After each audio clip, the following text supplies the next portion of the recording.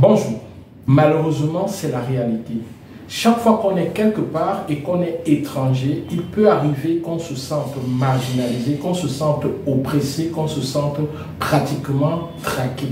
C'est ce qui arrive aujourd'hui aux étrangers en général et aux Africains en particulier qui vivent en Turquie ou qui ont décidé de s'installer dans ce pays. La vie en Turquie devient de plus en plus compliquée, de plus en plus difficile pour les nationaux même. Encore plus pour les étrangers. Mais attention, les étrangers sont dans une hypothèse de business avec l'extérieur, ce qui fait qu'ils s'en sortent davantage que les nationaux. Je vous explique. La monnaie turque perd en valeur chaque jour. Seulement en mars 2023, 1 euro valait pratiquement 20 lire turques. Mais aujourd'hui, en juillet 2023, c'est-à-dire avril, mai, juin, juillet, seulement 4 mois plus tard, aujourd'hui, la monnaie turque s'est davantage dévaluée. 1 euro vaut actuellement 30 lire turques. Donc, de 20 à 30, il y a eu 10 points de perdu pour la monnaie turque.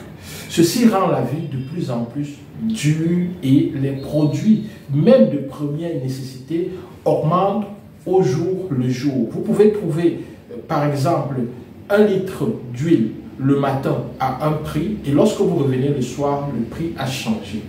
Ceci a poussé le pays à s'en prendre aux étrangers en général et aux Africains en particulier qui vivent sur le territoire. Je vais peut-être vous faire peur, mais il n'y a plus de loi bien écrite sur ceux qui auront le permis de résidence ou non. Les choses vont dans tous les sens. Au mois de mars 2023, je faisais une vidéo dans laquelle j'invitais les Africains qui se trouvent en Turquie à plier bagages et à rentrer dans leur pays ou alors à aller ailleurs. Quitte la Turquie maintenant. Peut-être je te disais avant que tu dois quitter la Turquie et tout, mais il n'est jamais trop tard. Si tu veux que je te donne un conseil, quitte la Turquie maintenant. Et dans cette vidéo, je vais te donner 5 raisons pour lesquelles tu dois quitter la Turquie maintenant. Je réitère cet appel. Pliez bagages et allez ailleurs, rentrez dans vos pays si c'est possible. Parce qu'il devient de plus en plus compliqué de vivre en Turquie. Ça ne change rien sur le potentiel que la Turquie a en tant que pays pour rehausser votre business, pour vous positionner dans les affaires. Ça ne change en rien ce potentiel. Seulement, l'attrait psychologique que nous pouvons avoir pour ce pays peut diminuer du fait du traitement que nous remarquons que nos frères ont dans ce pays chaque jour. Il y a eu l'assassinat et peut-être le viol d'une jeune étudiante gabonaise qui était en Turquie juste pour étudier. Très jeune, la pauvre a été assassinée seulement pratiquement 4 mois après son arrivée en Turquie. Cet assassinat a été fait après des harcèlements permanents des personnes bien identifiées. Qu'en est-il de la suite de cette histoire? Vous la connaissez certainement. Et il y a encore quelques jours, un étudiant gabonais a reçu, c'est-à-dire qu'il était en train d'envoyer une somme de 2500 lire turques à sa copine au Maroc. Mais malheureusement, c'est 2500 € qui ont été envoyés par l'opératrice. Mais lorsqu'il s'est rendu compte, il a préféré fuir la Turquie en utilisant justement ces 2500 $ pour payer son billet d'avion. Donc sa copine qui a retiré l'argent a payé le billet d'avion avec une partie de cet argent et il a quitté la Turquie. Malheureusement encore, on s'est en pris à un de ses amis avec lequel il communiquait, et c'est cet ami-là qui a été mis en prison. Ça faisait pratiquement 2 semaines qu'il n'avait même pas eu de nouvelles de cet ami, mais ça n'a rien changé. Cet ami a été emprisonné en lieu et place du voleur qui, lui, se retrouve en train de passer des jours heureux au Maroc avec sa copine. Malheureusement encore, la solidarité nous manquant, la mère de la copine qui a été contactée n'a pas voulu donner le contact ou des informations sur les parents du voleur en question. Ceci fait qu'un innocent se retrouve emprisonné injustement dans un pays et même par solidarité, nous, de notre côté en Afrique, nous ne faisons rien pour sauver cet innocent. Il est contraint de payer un argent, de payer une somme qu'il n'a pas volée. C'est ça nos réalités.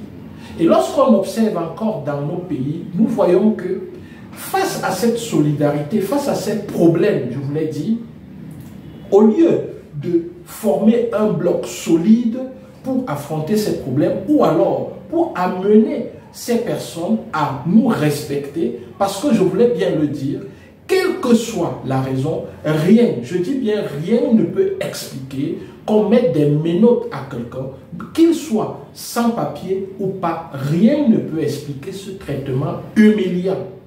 Même s'il se passe en Turquie, qui est l'un des pays que j'aime bien au monde, parce que c'est un pays qui m'a accueilli et c'est un pays dans lequel je me suis formé. Donc il m'a offert une opportunité de grandir dans ma vie professionnelle.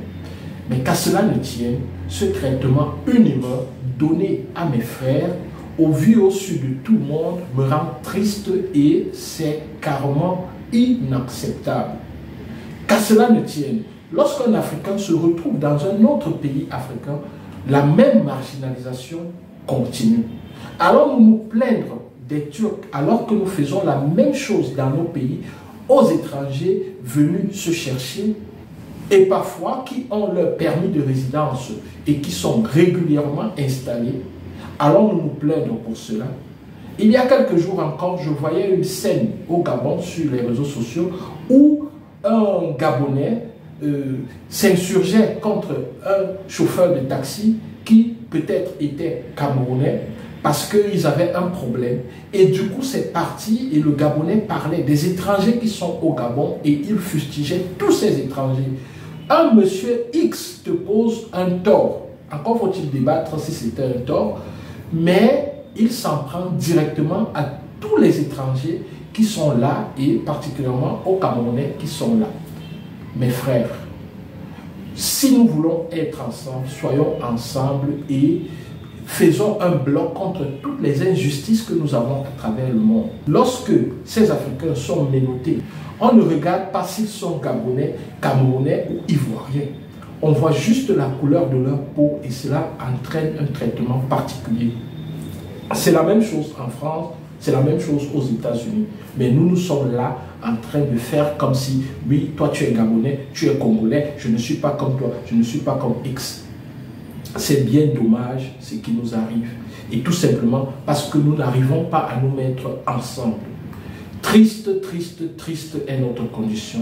Et elle restera malheureusement comme ça jusqu'au jour où nous allons comprendre que nous devons nous mettre ensemble pour affronter les injustices. Car face à l'injustice, il reste un humain, un être humain. Et nous devons rester humains et nous devons nous lever contre ces injustices-là qui sont faites aux Africains, quel que soit le pays dans lequel ils se trouvent. L'intensité augmente juste en fonction du pays et en fonction de la considération qu'on a pour nous. Nous devons nous faire respecter en travaillant dur, dur, dur, dur. Car l'économie est la clé et c'est le premier point du respect. Merci, au revoir et à très bientôt. Bye bye.